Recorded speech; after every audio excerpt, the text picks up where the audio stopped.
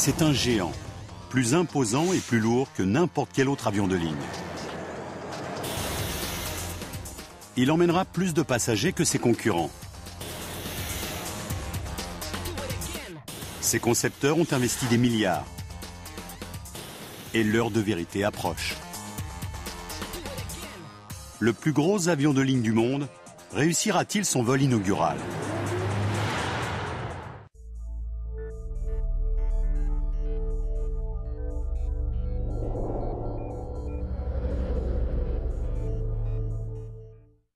En cette matinée printanière, le ciel est dégagé et une brise légère souffle sur le sud-ouest de la France. 40 000 badauds, randonneurs, campeurs et journalistes du monde entier se sont massés dans les champs qui bordent l'aéroport international de Toulouse-Blagnac. Tous cherchent le meilleur point de vue pour assister au vol inaugural de l'Airbus A380, le plus gros long courrier de l'histoire. Il mesure 73 mètres de long et sa hauteur est équivalente à un immeuble de 7 étages. Il mesure près de 80 mètres du bout d'une aile à l'autre. Il est plus lourd, plus long et plus grand qu'un Boeing 747 et compte 2 niveaux complets de sièges, suffisamment pour accueillir plus de 550 passagers.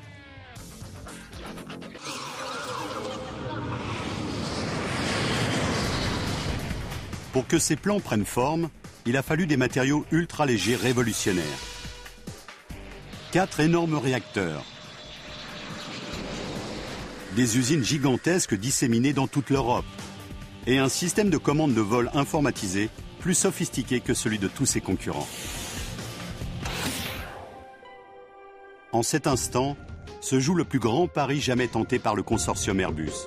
Un investissement de près de 10 milliards d'euros. L'avenir de l'entreprise et la vie des futurs passagers dépendent de ce vol d'essai historique.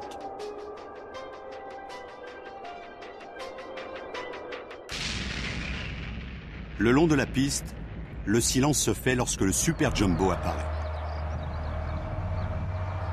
Petit à petit, il prend de la vitesse pour atteindre les 269 km/h qui vont lui permettre de décoller. Lorsqu'il arrive en bout de piste, c'est l'heure de vérité. Le nez énorme se dresse vers le ciel. Un rayon de soleil se glisse sous les roues du train arrière et l'Airbus A380 s'élève dans le ciel pour la toute première fois. Dans la foule, ingénieurs et techniciens poussent un soupir de soulagement. Leur bébé vole. Mais la question qui se pose désormais, c'est de savoir si les clients veulent d'un appareil de ce gabarit. Ce format sans précédent s'avérera-t-il une réussite ou un échec ? Ce Super Jumbo incarne-t-il l'avenir de l'aviation commerciale ou deviendra-t-il le plus gros bid depuis le Spruce Goose, l'hydravion géant d'Howard Hughes ? Tout dépendra de la capacité d'Airbus à convaincre les compagnies aériennes que les voyageurs souhaiteront confier leur vie à cet engin de croisière volant. Il est trop tôt pour raconter la fin de cette histoire. Mais une chose est sûre, un échec, même mineur en ce jour crucial, serait pour le consortium européen un camouflet dont les conséquences se feraient sentir dans le monde entier.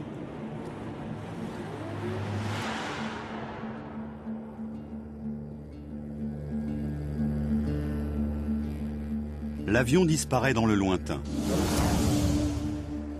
Pendant 4 heures, tandis que l'équipage teste le très gros porteur, les badauds n'ont rien d'autre à faire qu'attendre et peut-être réfléchir au voyage qui les a conduits jusqu'ici, un voyage entamé près de 40 ans plus tôt.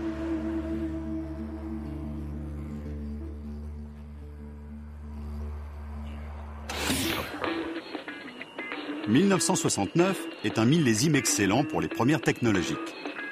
Cette année-là, on découvre 2 nouveaux avions de ligne. Boeing dévoile son 747, le premier appareil de transport de passagers à 2 ponts. C'est l'avion le plus gros et le plus lourd du moment.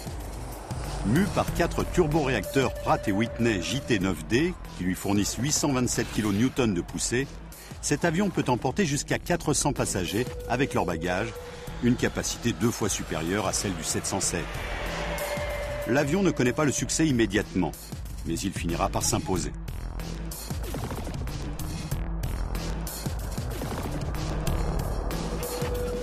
Le Concorde est arrivé. Aérospatiale et British Aircraft Corporation, les ancêtres du consortium Airbus, présentent le Concorde la même année.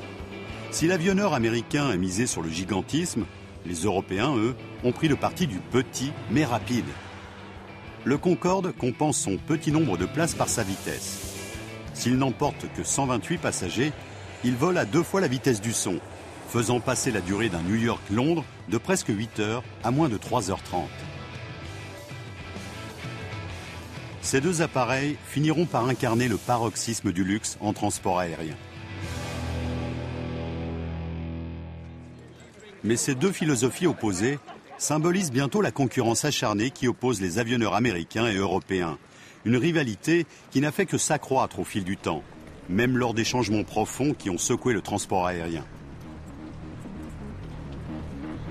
Après des années de difficultés financières et le dramatique accident à Paris, le Concorde est finalement cloué au sol. Quant au 747, c'est aujourd'hui un appareil vieillissant, dont on retiendra le grand nombre de sièges plutôt que le style. Qu'est-ce qui a transformé le trafic aérien de luxe d'antan en transport en commun d'aujourd'hui? Une raison toute simple, l'économie. En quelques décennies, le nombre de passagers a triplé. À l'heure actuelle, chaque jour, des centaines de milliers de gens s'entassent dans 70 000 vols qui vont et viennent entre 4 000 aéroports disséminés dans le monde entier. Et ce chiffre ne peut qu'augmenter de manière quasi exponentielle. Les spécialistes tablent sur un doublement du nombre de passagers d'ici 2020. Mais encore faut-il arriver à les glisser dans un système d'ores et déjà saturé. Boeing et Airbus en ont vu les signes avant-coureurs dans la décennie 90. Mais ces deux sociétés ont envisagé une nouvelle fois des approches diamétralement opposées. D'après Boeing, on augmentera la capacité de transport en volant d'un point à un autre. Vous décollerez près de chez vous pour atterrir près de votre destination. Aussi, Boeing mise-t-il sur le 787 Dreamliner, un avion très fiable conçu pour transporter 250 passagers seulement.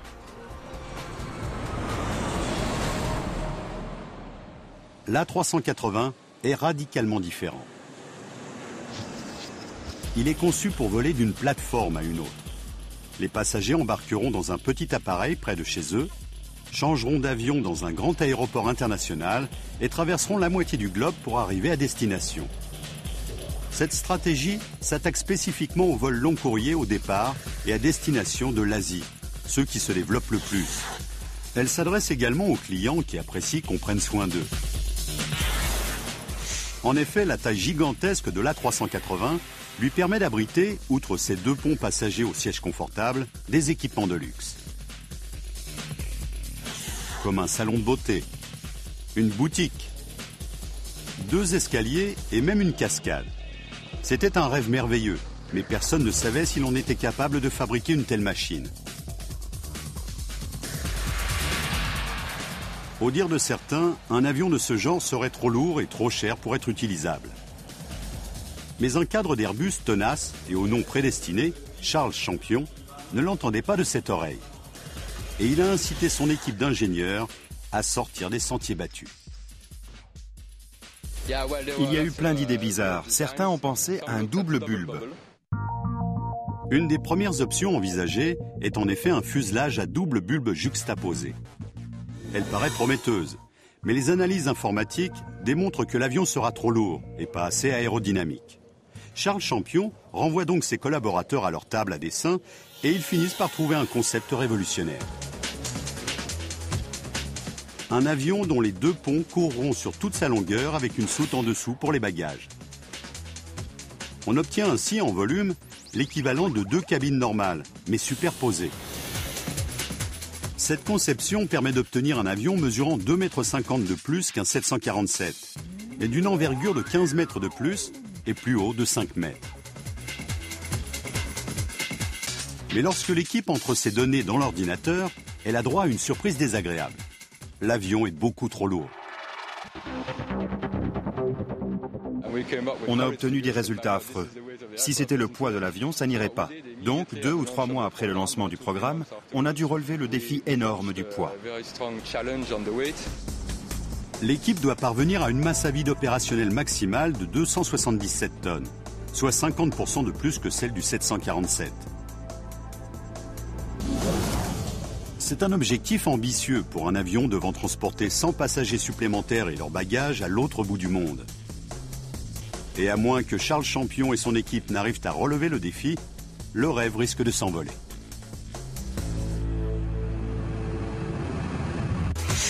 D'autant que les ingénieurs d'Airbus doivent également faire voyager les 550 passagers de l'A380 à un coût moindre par siège, de manière moins bruyante et moins polluante. Autant dire qu'ils doivent revoir leur copie en totalité.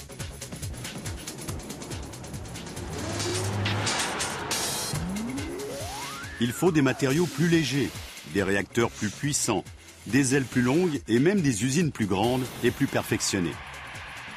Chaque composant va devoir être agrandi pour passer du XL au XXL. Mais tandis que les ingénieurs se creusent encore les méninges sur ces détails, les commerciaux d'Airbus déploient déjà tout leur talent pour séduire les clients en leur montrant de quoi demain sera fait. Ils disposent pour cela d'une maquette de l'intérieur de l'A380 à l'échelle 1, montrant les installations qui permettront aux voyageurs d'oublier le train-train du vol, avec des sièges de 2,5 cm plus larges et des porte-bagages 10% plus grands. Chaque appareil est également équipé de plafonniers nouveaux pour supprimer l'effet désagréable provoqué par l'allumage brutal des lampes par le personnel de bord. Le système, plus doux, équipant l'A380, reproduit la transition jour-nuit et inversement. Les innovations de ce genre font toute l'originalité de cet avion, mais c'est le luxe qui fait vraiment tourner la tête. Pour l'évoquer, les informaticiens ont mis au point un showroom virtuel permettant aux compagnies aériennes de faire naître leurs rêves les plus fous.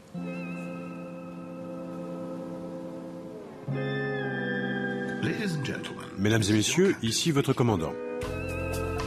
Je vous souhaite la bienvenue à bord de ce programme de visite en 3D du pont principal de l'A380.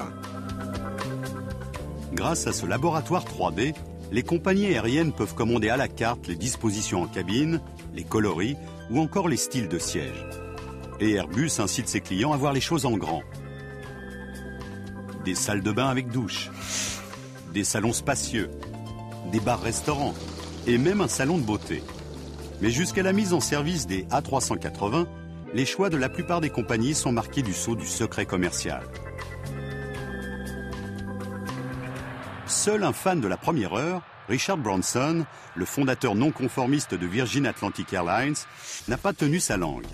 Il a présenté une version grand luxe de l'A380 avec un casino et des chambres à lit double sur le pont supérieur. Lors d'une conférence de presse, il a lancé ce bon mot « En plus du casino, vous aurez au moins 2 chances de bien vous amuser à bord ».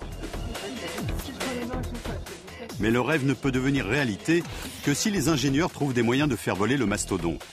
Fin 2000, ils trouvent la combinaison idéale. Pour la motorisation, ils arrêtent leur choix sur des moteurs Rolls-Royce, fournissant 30% de poussée de plus que ceux du 747. Chacun d'eux coûte plus de 12 millions d'euros, soit l'équivalent d'une tonne d'or, et à eux 4, ils représentent près de 25% du coût de chaque très gros porteur. Mais s'il y a quelque chose dont cet avion a besoin, c'est bien de pousser.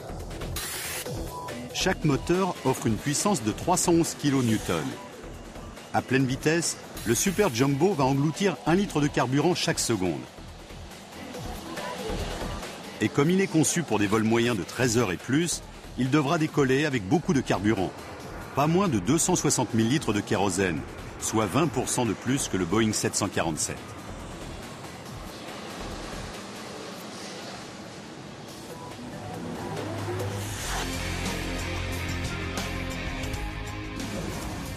Airbus avait déjà transformé le monde en usine géante avec ses 1500 fournisseurs et unités de production pour construire les autres avions de la gamme dans plus de 30 pays, reliés par des réseaux efficaces de communication et de transport.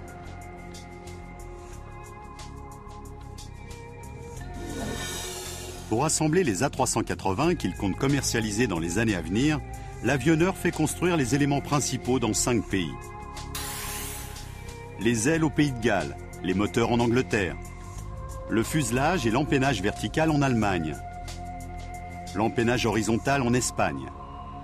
Et c'est en France que les pièces sont assemblées pour donner l'avion complet.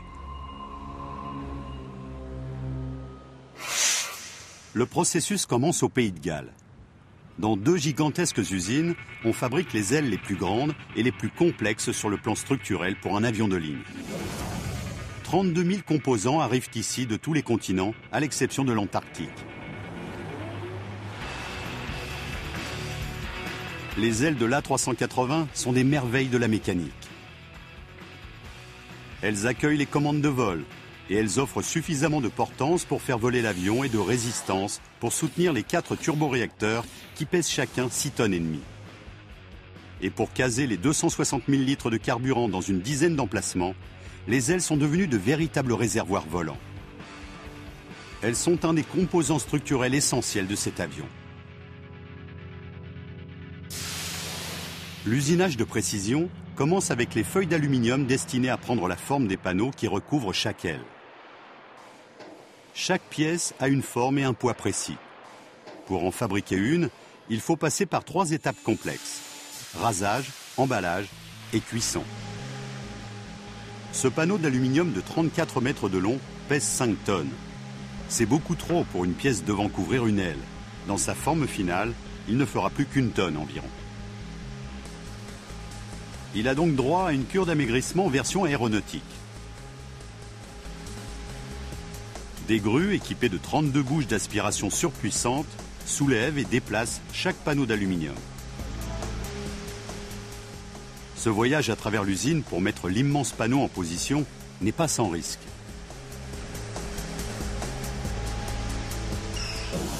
Ensuite, il passe entre les mains d'une immense machine, une fraise de 40 mètres de long. Comme une espèce de râpe à fromage géante, la tête de la fraise ultra précise racle petit à petit la surface de l'aile, rabotant l'aluminium jusqu'à ce que le panneau prenne enfin la forme de la pièce en 3D contenue dans la mémoire de l'ordinateur reliée à la fraise.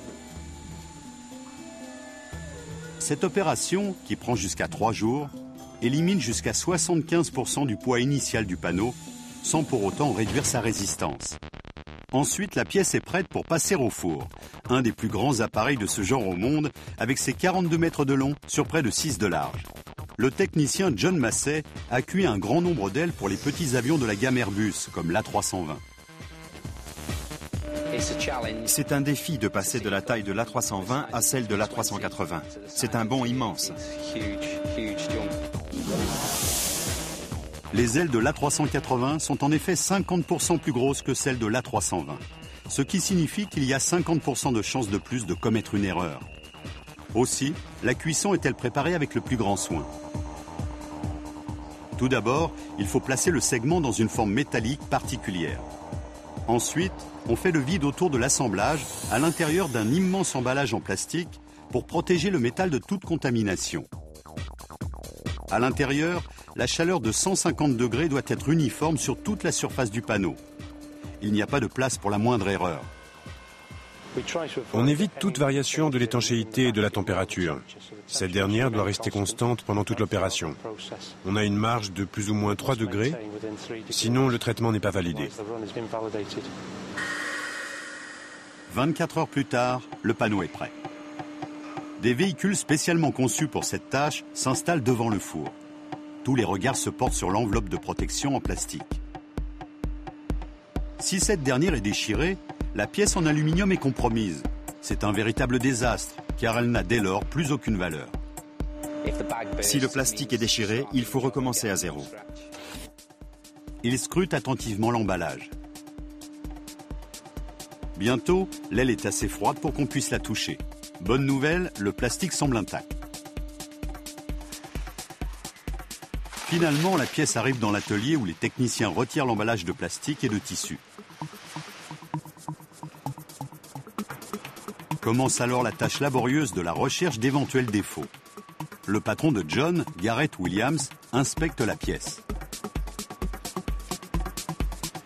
Il récupère les petites barres de métal qui ont cuit sur la partie supérieure de l'aile.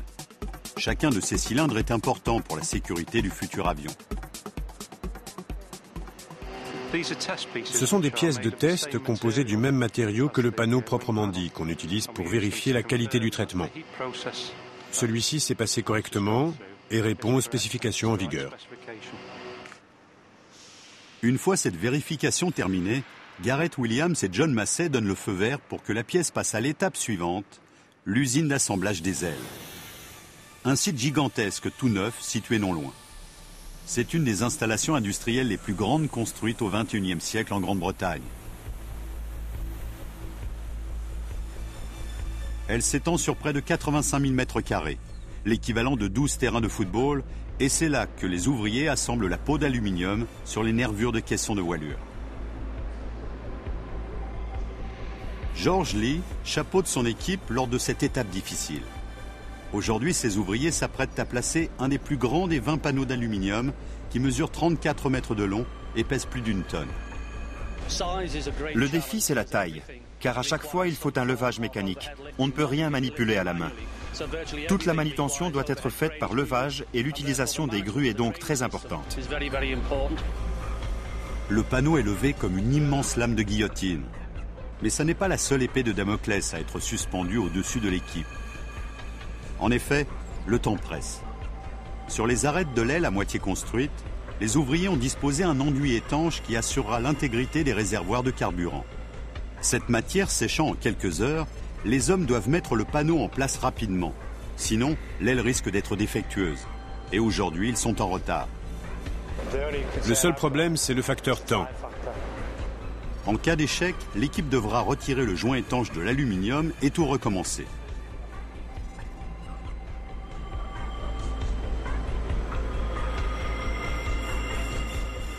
Finalement, le panneau est posé. Il n'en reste plus que 9. Parfois, c'est stressant, oui. Mais c'est un travail plaisant, car quand tout marche, c'est gratifiant. On a vraiment réussi quelque chose. Il est temps de coller et de boulonner les pièces.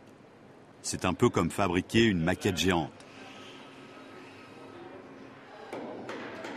Mais cette partie du processus est un secret jalousement gardé et nous devons couper nos caméras. Pas de caméra. L'assemblage secret dure environ 4 semaines. Mais une aile ne suffit pas pour fabriquer un avion. À travers toute l'Europe, des usines produisent les pièces de cet avion qui ressemble à un monstre digne de Frankenstein. Ce qui ne fait d'ailleurs pas plaisir à tout le monde. Ainsi, certains Allemands désapprouvent les ambitions d'Airbus.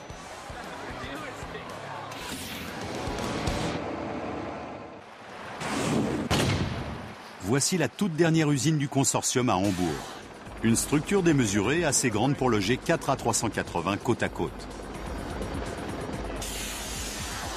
Le consortium européen fabrique des fuselages en Allemagne depuis plus de 30 ans. Mais à l'annonce du lancement de l'A380, il a dû fortement agrandir son site de production pour qu'il puisse accueillir des avions terminés, afin que ceux-ci soient parés à l'intérieur et peints à l'extérieur. Que les clients veulent un très gros porteur de 550 places, un hôtel volant 4 étoiles ou un transporteur de fret, c'est ici que l'aménagement intérieur, sièges, tapis, escaliers et même bars et cascades sera installé.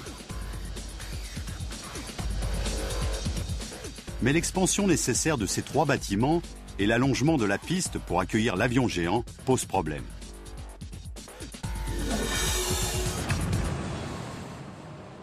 L'usine principale d'Airbus se trouve sur les bords de l'Elbe, au cœur de la plus grande zone marécageuse d'Europe soumise à la marée. C'est une région très particulière en raison de l'influence de l'eau venant des terres et de celle des marées. On y trouve un mélange d'eau douce et d'eau salée. Et cet écosystème fragile héberge 70 espèces d'oiseaux migrateurs, 71 en comptant l'A380. Airbus voulait investir 140 hectares de marécages immaculés. Mais les défenseurs de la nature ont crié au scandale. Une bataille judiciaire et des manifestations ont retardé la construction pendant plus de 2 ans. Mais finalement, les hommes politiques au niveau local et national, qui souhaitaient voir leur ville bénéficier de cette manne financière, sont intervenus et les usines ont vu le jour. Dans l'une d'elles, on fabrique les tronçons de fuselage, mais les deux autres sont toujours inactives. D'autres actions en justice empêchent encore l'usine d'accuser livraison des avions qu'elle devra achever. À moins d'une victoire au tribunal, le consortium aura investi quelques centaines de millions d'euros dans une usine qui ne servira à rien ou à pas grand-chose. Le nœud du problème, c'est la piste. Airbus a besoin qu'elle soit beaucoup plus longue pour recevoir la version transport de fret, l'A380F. Il faut que la piste de Hambourg soit agrandie pour que les pilotes puissent faire les essais de performance de l'avion. Et ils ne pourront le faire que lorsque ce dernier sera chargé avec un poids correspondant à la charge qu'on transporte habituellement à une altitude de croisière lors d'un vol normal. Le plan d'allongement de la piste de Hambourg s'est heurté à une forte résistance de la part des riverains qui s'inquiètent de voir le tarmac arriver à moins de 450 mètres des vergers du coin.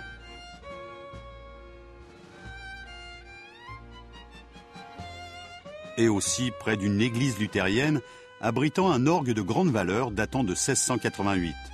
Un instrument délicat susceptible d'être endommagé par les vibrations du sol et les tourbillons de sillage, des turbulences qui ressemblent à des tornades miniatures. Nous disposons de renseignements très précis sur l'apparition de ces turbulences, ces mini-tornades, qui sont produites par presque tous les avions.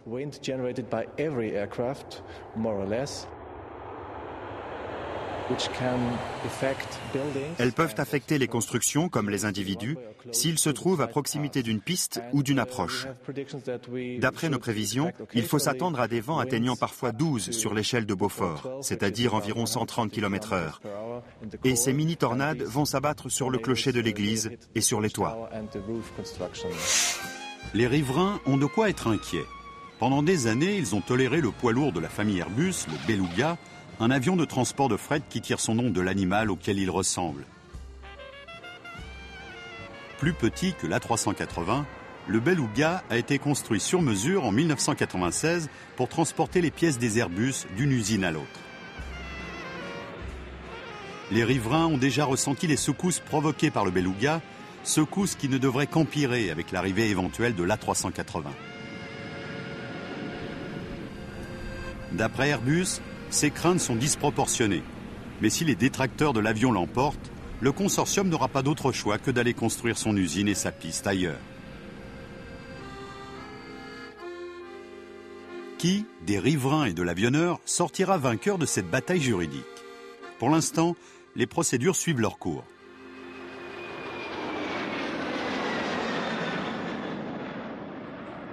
Et ce jugement n'est pas le seul risque encouru par le fabricant. À 57 km de là, à Stade, un autre pari est en train de se jouer. L'avionneur utilise un matériau futuriste pour fabriquer l'empennage.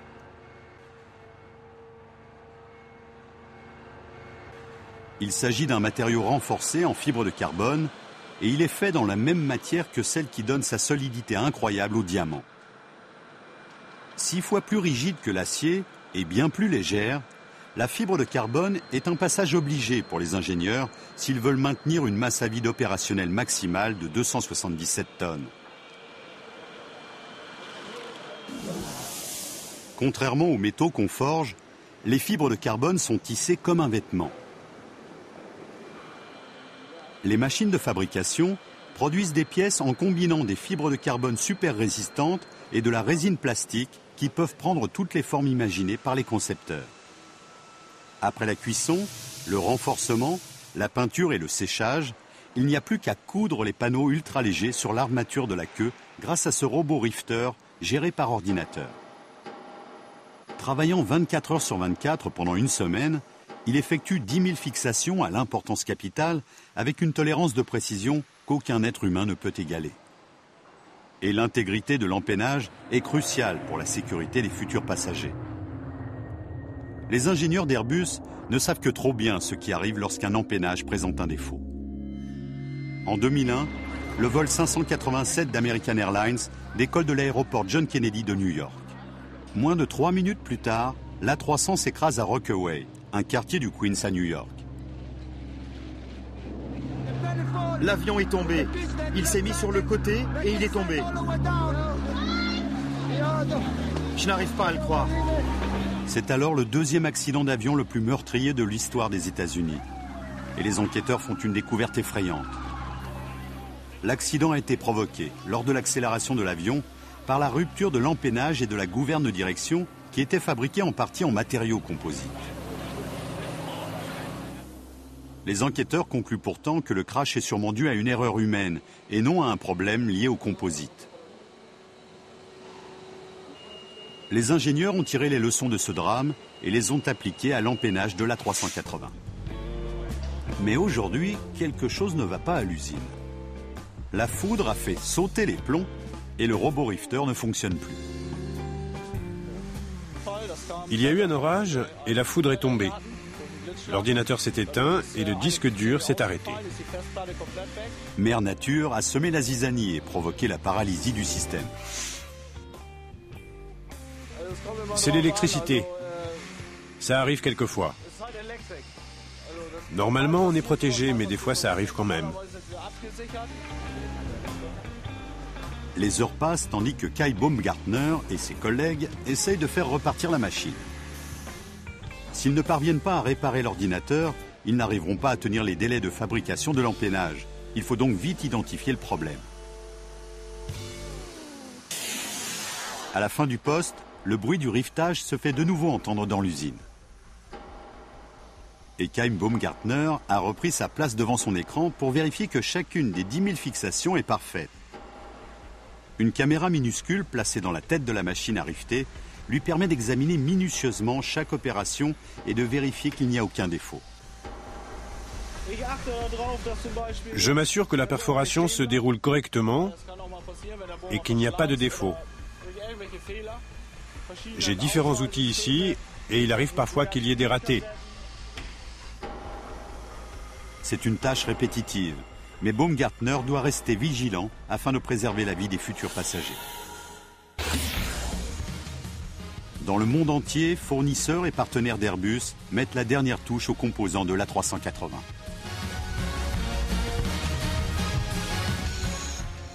Mais réunir toutes ces pièces au même endroit est un véritable cauchemar logistique. Le système de transport utilisé chez Airbus, le Beluga, est trop petit pour acheminer les différents sous-ensembles au complexe industriel Aéroconstellation de Toulouse.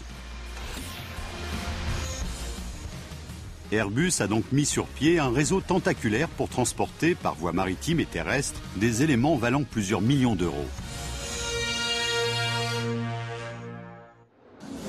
Mais transporter de cette façon les sous-ensembles du plus gros avion de ligne du monde, de toute l'Europe jusqu'à Toulouse, n'est pas sans risque. Pour les avions plus petits, avec le Beluga, la manœuvre était des plus simples. La soute de cet appareil mesure 7 mètres de haut, sur autant de large et 38 de long. C'est suffisant pour engloutir le fuselage, les ailes et les empennages des avions de ligne comme l'A320 de 150 places. En revanche, les sous-ensembles gigantesques de l'A380 sont trop volumineux, même pour le Beluga. Il est bien trop petit pour emporter son fuselage ovoïde à 3 ponts et ses ailes immenses. Aussi, pour acheminer les pièces jusqu'au hall d'assemblage final, le FAL, il faut les faire venir par la mer et par la route. Au lieu d'un vol de 2 heures dans les flancs du Beluga, elles vont voyager pendant une journée dans des bateaux de haute mer, des péniches et des camions spécialement équipés. S'assurer que ce système démesuré est bien huilé est la tâche du responsable logistique Philippe Nedelec. Et en plus, il faut travailler vite. J'aime dire que je suis un chef d'orchestre. Je donne le rythme à tout le monde. Les ailes et les tronçons de fuselage arrivent au port de Pauillac, près de Bordeaux. Ensuite, ils remontent la Garonne jusqu'à Langon par péniche, sur une centaine de kilomètres. Il faut négocier un passage difficile à Bordeaux, sous le pont de pierre, construit par Napoléon Ier il y a près de 200 ans. Nous devons passer sous ce pont. Et au début, les Bordelais avaient peur. Ils se demandaient « Qu'est-ce que les gens d'Airbus vont faire à notre joli pont ?» Pour manœuvrer sous cet ouvrage, Philippe Nedelec et son équipe surveillent avec attention les marées et la météo. S'ils ne règlent pas leur expédition à la minute près, si le niveau d'eau est trop haut ou les courants trop forts, la péniche risque de heurter le pont et d'endommager en même temps sa précieuse cargaison et le vénérable monument. Mais attendre le moment idéal n'est pas toujours possible. Supposez qu'on passe à côté d'un bulletin météo. Le bateau manque la marée et on perd 6 heures. Et ces 6 heures peuvent nous faire perdre une semaine, parce que le convoi ne pourra pas partir. Ce n'est pas facile. On ne peut pas y aller quand on veut.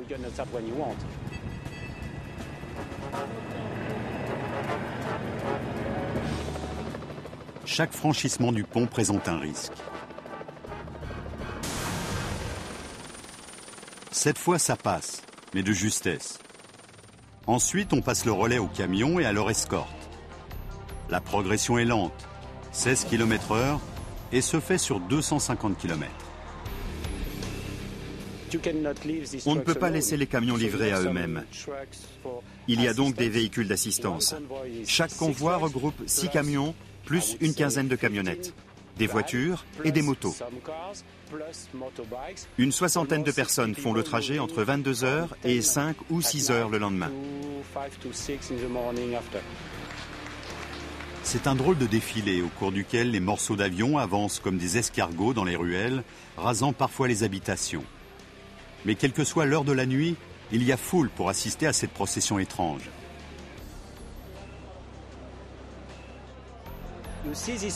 On voit des gens à 2 h du matin et on ne sait pas trop comment réagir. Parfois, on leur dit bonjour. C'est vraiment bizarre.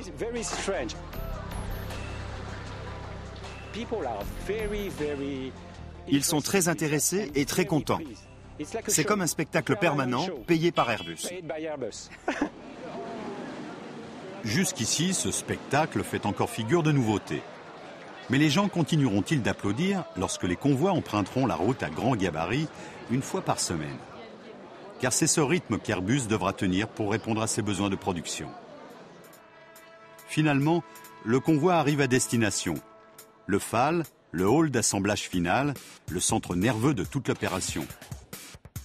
Cette installation se trouve en bordure de l'aéroport de Toulouse-Blagnac. Comme les autres sites de l'A380, celui-ci est énorme. 500 mètres de long sur 250 de large, haut de 15 étages et construit avec 32 000 tonnes d'acier, suffisamment pour ériger 3 tours Eiffel.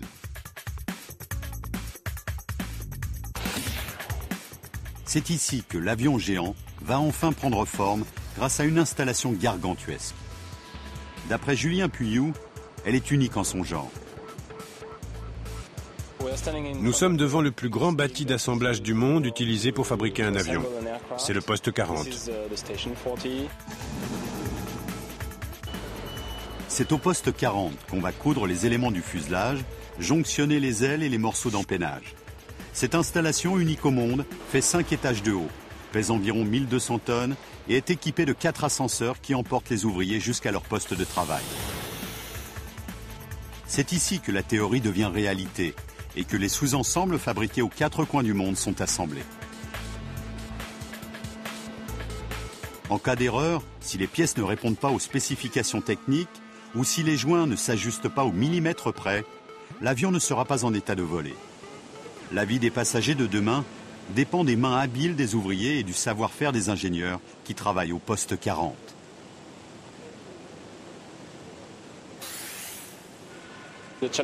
Pour nous, le défi consiste à assembler toutes ces pièces en même temps, car il y a de nombreux ouvriers qui travaillent simultanément et au même endroit, mais qui doivent effectuer des tâches très différentes. L'un d'eux s'occupe des ailes, un autre du fuselage. Ils ne font pas le même travail, mais ils doivent intervenir en même temps. La cadence de travail est très élevée. Il faut 4 semaines pour achever l'assemblage. Une fois sorti du poste 40, l'avion franchit des portes coulissantes de 100 mètres de large et entre dans une des 3 baies de finition. À l'intérieur de cet atelier immense, on peut parquer sans difficulté 3 A380 côte à côte.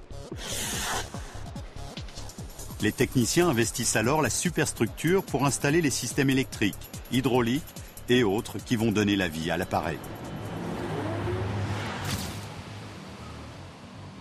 Construire un A380 est une tâche herculéenne. Mais pour qu'Airbus puisse continuer d'exister, il va falloir accélérer fortement la cadence de production. Le poste 40 devra en effet sortir une unité complète chaque semaine. Mais avant d'en arriver là, l'avion doit faire la preuve de sa navigabilité. Aussi, tous les regards se tournent vers le ciel du sud-ouest. La foule se demande si l'A380 va réussir son vol inaugural.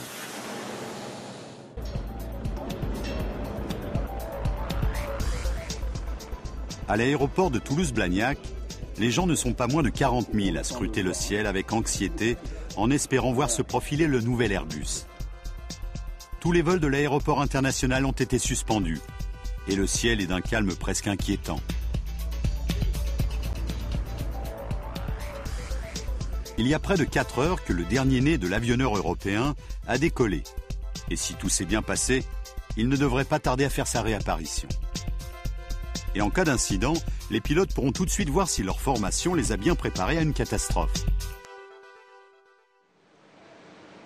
La majeure partie de leur entraînement s'est fait sur des ordinateurs capables de reproduire tous les comportements de l'A380.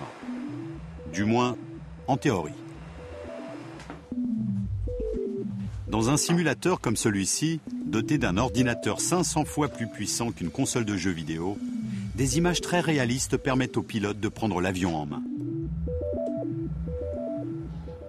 Malgré sa taille hors du commun, l'A380 a été conçu pour être piloté comme n'importe quel gros porteur. Est-ce qu'on est fou? Tester la fidélité du simulateur est la tâche qui incombe au pilote Claude Olvec. Je dirais qu'il est comme n'importe quel avion de ligne. Ce qui est étonnant compte tenu de sa taille et de son poids. Ça surprend beaucoup les gens, surtout les pilotes. Un des principaux avantages du simulateur est de permettre aux pilotes de flirter avec le danger. Faisons simple. Coupons un moteur. C'est le numéro 4. Voyons ce qui se passe. L'avion appuie légèrement à droite. Il faudra donc bien pire qu'une simple panne de moteur pour faire tomber ce mastodonte. Mais les ingénieurs, qui ne manquent pas d'imagination, ont entré plus de 400 scénarios catastrophes dans l'ordinateur, de l'incendie en soute au coup de foudre dévastateur. Mais aucun ordinateur ne peut reproduire la responsabilité énorme qui pèse sur les épaules du pilote, chargé de transporter 550 personnes. Le défi, c'est de voler avec autant de passagers. C'est le défi suprême, oui.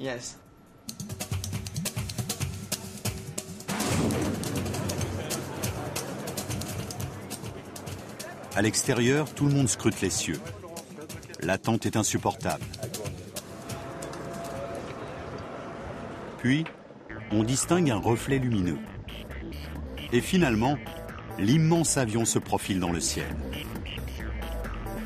Journalistes et photographes se précipitent sur le bord de la piste pour immortaliser cet instant historique. Frimeurs, les pilotes font un survol à basse altitude pour le plus grand plaisir des badauds, avant d'entamer le virage qui leur permet de se placer dans l'axe de la piste pour entamer la descente.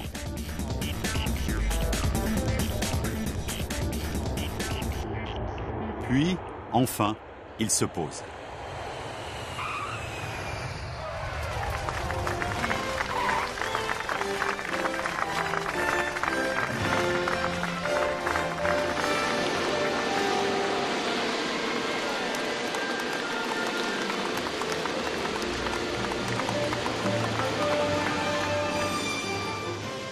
Comme des astronautes de retour de l'espace, les pilotes et les mécaniciens navigants saluent la foule. Ils viennent d'entrer dans le livre des records.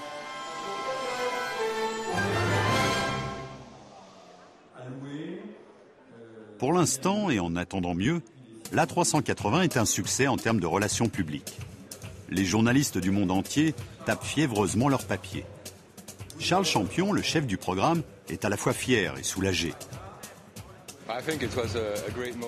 C'était un grand moment d'émotion. Nous avons réussi. Ça marche, ça marche. Airbus a prouvé que l'A380 vole. Mais c'était peut-être ce qu'il y avait de plus facile. Au moment du vol d'essai, l'avionneur avait enregistré 154 commandes. Mais il lui en fallait encore 96 pour arriver à l'équilibre financier. Pour remplir son carnet de commandes, il faut impérativement accélérer le rythme de production et convaincre les compagnies aériennes de débourser entre 232 et 248 millions d'euros l'unité. Or, tandis que les clients potentiels s'émerveillaient devant les aménagements intérieurs de l'appareil et que les ingénieurs savouraient encore le succès du vol inaugural, Airbus annonçait, à la surprise générale, un retard de 6 mois dans la livraison du premier appareil. Les premiers acheteurs à avoir versé un acompte avant même le premier vol n'ont pas caché leur mécontentement. D'après certains experts, l'avion est encore trop lourd. Mais Airbus insiste sur le fait que ce retard n'a rien d'anormal. La vraie réussite, ce sera quand le client dira « Formidable, c'est ce que j'attendais, je l'adore, donnez-moi plus ». Si les 40 dernières années de l'histoire de l'aviation peuvent servir d'indicateur, et si plus de gens prennent l'avion de plus en plus souvent à l'avenir, le pari audacieux de Charles Champion devrait s'avérer payant. Et l'A380 pourrait bien devenir le symbole de l'aviation commerciale du XXIe siècle.